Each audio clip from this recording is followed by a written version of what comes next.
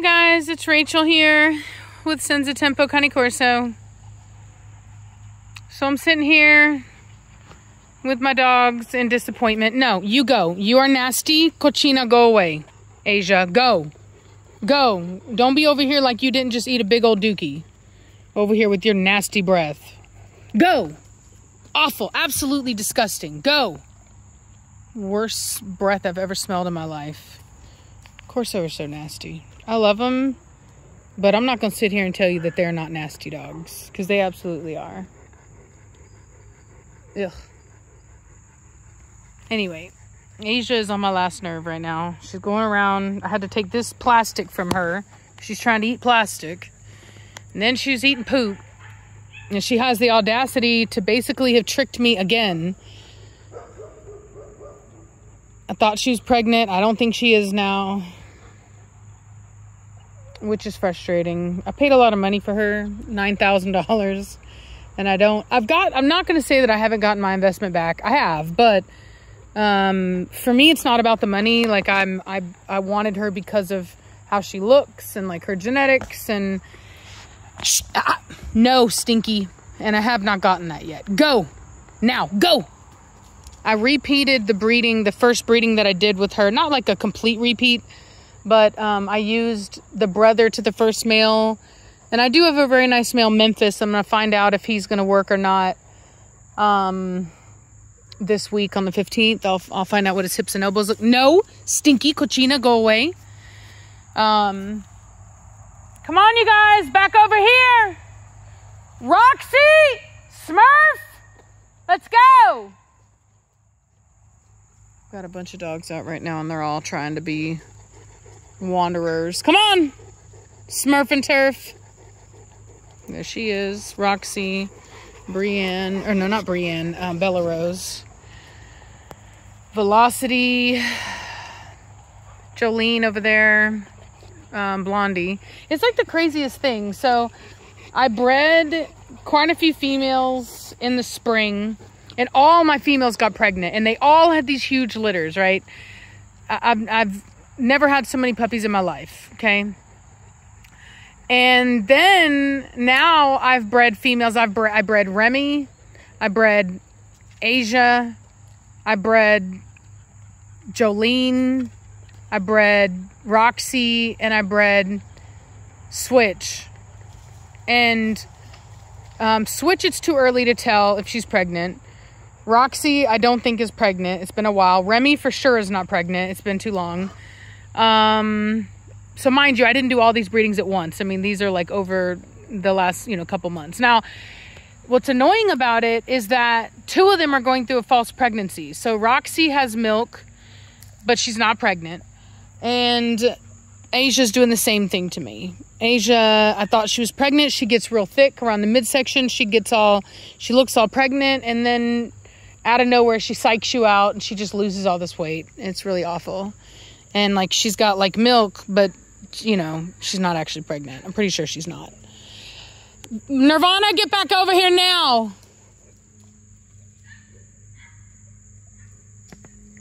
Where's Memphis at? Nirvana! Memphis! Wonder where he's at. All this dog wants to do is eat stuff she's not supposed to eat. I'm not gonna lie, I hope that she's got at least one or two in there, but I mean, she had two last time, and she looked bigger than this. Gabriel, back over here now. Gabriel, gotta get up, even though my feet hurt. You better get over here right now. Where is he? Oh, there he is. Memphis is over there on the porch laying down. He does that.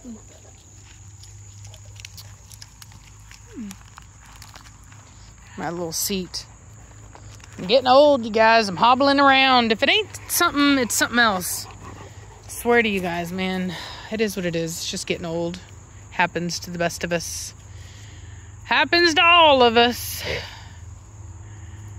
My daughter was in denial. She's like, you're not getting old. She'll never get old. And I appreciate that, because I would like to think that I'm so tough and that I work so hard, that I exude such strength that my daughter would think that it would be impossible for me to die. That's great. I feel like that means I'm setting a good example, but it is absolutely not the truth. And I know what that's like, because that's how I feel about my dad, my foster dad. He's just so strong and he's so smart, and he's always just been so steady, which is who I've always kind of mirrored myself after. And I've always tried to emulate his work ethic and all of that stuff, problem solving. And so I know how that feels, but alas, it is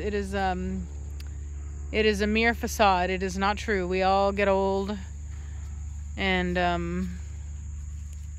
honestly, I don't care. I know that it will bother her, obviously, and it will bother me when my foster dad passes away, which will happen eventually. But I'm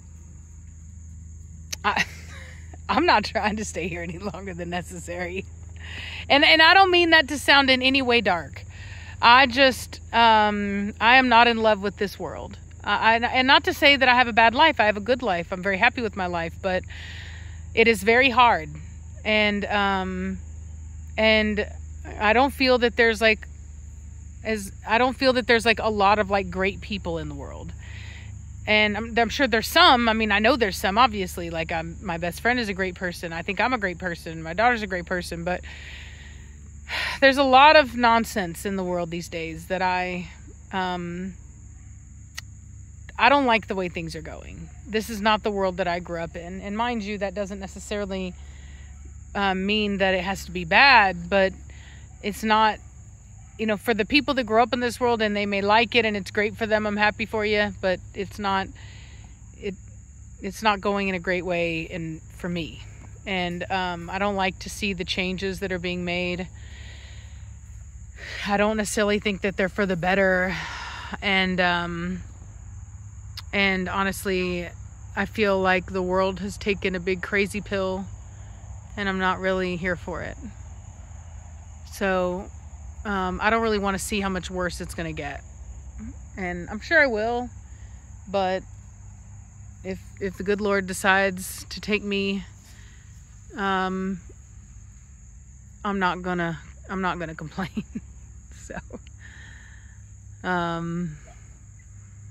So anyway, sweet baby Jolene, sweet baby Jolene, and sweet baby Jolene. Hello, sweet baby girl. Hello. Let's zoom out. You're way too close. Hello. Are we gonna fight? Are we gonna fight?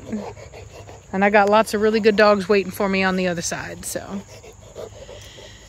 you better get Jolene.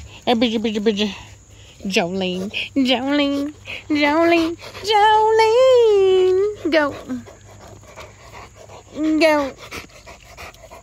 Yeah, I never saw her breed. I put her out with Habibi, hoping that she would, but I don't know that she ever did.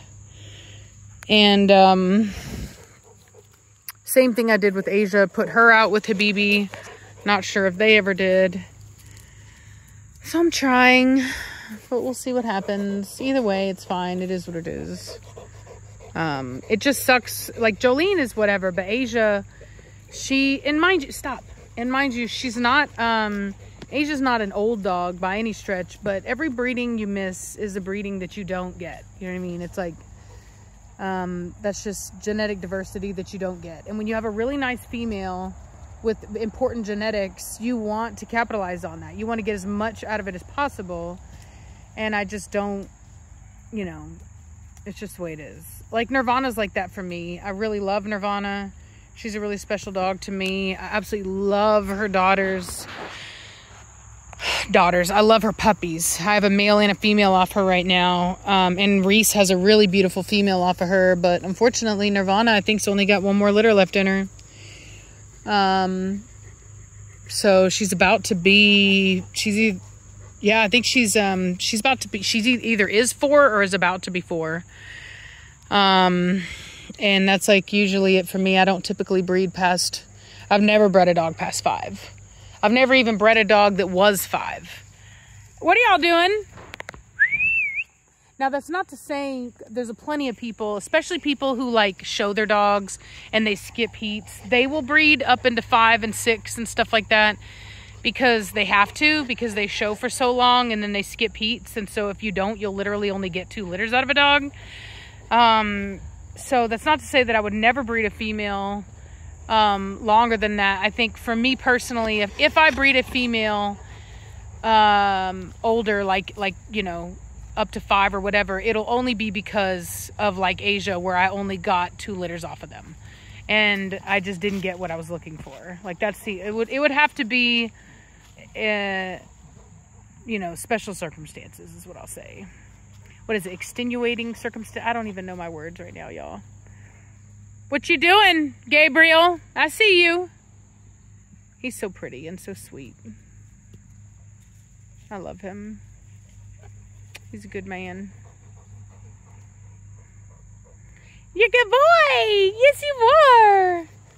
Oh, Velocity, how dare you? How dare you take a shot at the prince? No, you guys, for real, why? Why are we doing this? Gabriel! Hey, baby. Hey, baby. Oh, your baby. He's like, Mama, I'm trying. Jolene, quit. You are being so rude. No, weirdo. You're being so rude, little baby boy. Yes, you are. You're a baby. Oh, Jolene was like, she's like, I don't care about your baby. You quit. You go. Don't chew on my finger either. You go. No. Dirty girl. No. Chew on my finger. Get off my foot. Smurf, where do you think you're going, Chupacabra? Dirty girl. El Chupacabra. Smurf and turf. Smurf. Dirty girl.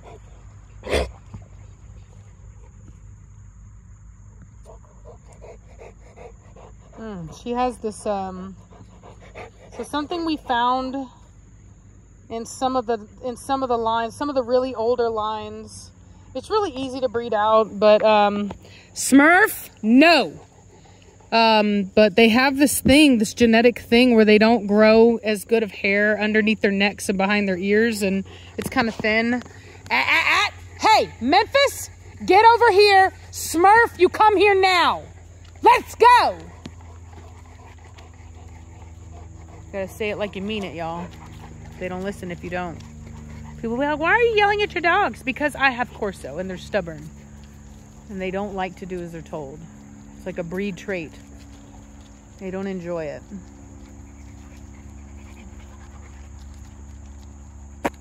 Memphis! No, hello Smurf. I see you, sweetness. So anyway, yeah, there is something that these Corso, it's not a genetic thing as in like a, it's not like a bad thing. It's just cosmetic, and we've only seen it. So I know Melina had it, and then it's like hormonal. So once they have puppies, it comes back. Like her, I know that Melina has a full coat of hair. Smurf hasn't yet, even though she has had a litter. Maybe that's because she's a blue dog. Roxy, you know, I don't know, but I had talked with an old mentor about it in the past, and he said that a lot of the early Corso, the old lines had it, and Smurf is out of Batista, and Batista is very old lines, just a combination of very old lines. So anyway, none of her puppies, none of Smurf's puppies have had it. And as long as they don't have it when they're puppies, it doesn't happen. So it's a cosmetic thing, and nothing that I have felt that was pressing enough not to breed them. There needs to be more. And I've had somebody that was kind of trying to get onto me for that. And they were like, it's not a big deal, blah, blah, because we were talking about Entropion. And it's like, look, this breed was almost extinct 50 years ago. We have very limited genetic diversity. When we're dealing with cosmetic issues, they do not, you know, it is not enough of an issue for us not to use a dog. We don't have the luxury of that. There are other breeds that I absolutely would never breed an entropic dog because there's absolutely no reason to. But with these dogs, it's just not that simple. And the reality is that it can absolutely be something that they can outgrow. And it doesn't, in my experience, it's not a super dominant trait. It's not going to keep popping up. It's more of a conformational fault. So like if you were to breed a dog with a bad rear, you know what I mean? You just breed it to a better rear. You don't really have that problem anymore. And then once it's fixed, it's fixed. That's been my experience with it, because I did breed a dog that had it and not had any issues. And so anyway, and I'll tell you that she does look like it's, she's growing out of it. So I have not done any kind of surgery. She didn't have it when she was young, because when I bought her, I saw pictures and it wasn't like that. And the breeder let me know. He's like, hey, you know, I just noticed it. And he said, I think she'll outgrow it. And she has been outgrowing it. So I'm happy about that. So anyway, it's a complicated thing. It's important not to judge and think that you fully understand something just because you've went through something. Maybe you had a dog that was entropic and you think that it's not just no big deal. And it's like, yeah, sure. Any fault can have issues, right? Even a super straight rear can have issues. I mean, it can cause luxating patellas, but the reality of the situation is that conformation can be fixed. And so if you put it to an animal that does not have that, you can very much breed away from it. And when we're dealing with a breed that was almost extinct and lacks genetic diversity, Roxy, it's necessary for us to be willing to work with dogs. And it's not for everybody, you know what I mean? There are some people who are sticklers and they come from other breeds where there's just like a lot of diversity and they don't have to work with stuff like that. And they'll come over and they're always the first ones to fail when it comes to Corso, because they will try to do that. They'll try to have these really strict rules. And what ends up happening with them is they never go anywhere. They never breed their dogs with anything because nothing is ever good enough. And it's like their standards are too high. And you got to be willing to be more flexible and work with stuff. And those of you that have been watching a long time, you know that I started with some very subpar dogs originally, structurally. I'm not talking about who they are, but you know, from a show standpoint, they're definitely not it. And I've produced amazing dogs off of that stuff. So you just have to be willing to be patient. You have to be willing to work forward and focus on correcting things. It's very much, you're in the process of saving a breed and bringing it back from extinction. It takes a long time to do that. And, you know, it's just the way it is. So a lot of people get into breeding Corso and they get out of it just as fast. And so you would think that we would have a lot of genetic diversity, but we don't. You'll see people produce a litter and then they won't produce anything off of it again. And then even me, like I said, like this is a super nice dog. She's a lot of genetic diversity for me. And I've literally only got one puppy off of her. And both litters that I did, I take that back. I have two puppies because I have a female Bella Rose. But despite that, they're related. You know what I mean? It's literally the same pedigree. So it's like, we really have to be, it's just one of those things. I don't know. It's an extremely difficult breed to get into in so many ways. On top of the fact that the temperaments are not for everybody. You really got to be on your P's and Q's with these dogs. You gotta, so many, you know, quote unquote dog trainers get Corso only to realize that all of the stuff that they've been taught about positive reinforcement and clicker training and all that stuff is useless when it comes to these dogs. It might help you to do some trick training, but it's certainly not going to have the dog listen to you. And many of those people cannot control their dogs. They got prong collars on, they got all kinds of stuff like that. And I can walk a Corso with a shoelace. So, and I don't do any of that stuff. But it's one of these breeds where there's a high turnover rate. So we're not making the progress that we need to be making in genetic diversity to really get ourselves out of that situation in such a way that we don't have to make those kinds of sacrifices. But, you know, it's not a big deal to me. I think that the proof is in the pudding when it comes to my dogs. I've very much seen the results of breeding and moving past all that stuff, but it's just something to think about, you know. Every now and then you're going to have a chupacabra that you got to work with, and it's an ugly dog, in your mind, like when we're talking about show dogs, I mean, some people will be like, oh my God, she called her dog ugly. You got to be honest about your dogs. You know what I mean? Like, it doesn't make me love them any less, but you got to be honest about your dogs. You got to be willing to be truthful and, you know, about your dogs. And so you got to know their faults. You got to be okay with them. Doesn't mean that you love them any less. Doesn't mean that they're not, you know, able to be used. You can still use them, but you got to know how to use them. And in order to know how to use them, you got to know what their faults are. So anyway, just something to think about. So I'm going to be doing another video soon on rescuing Corso, because I've seen a lot of stuff, and so I'm going to do a video on that.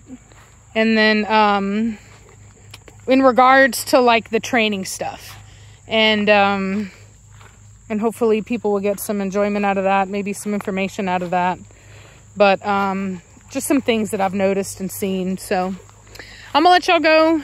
We're already 20 minutes in, as usual. I'm always, oh, hello. I'm always doing the most. So I'll talk to y'all later. Bye.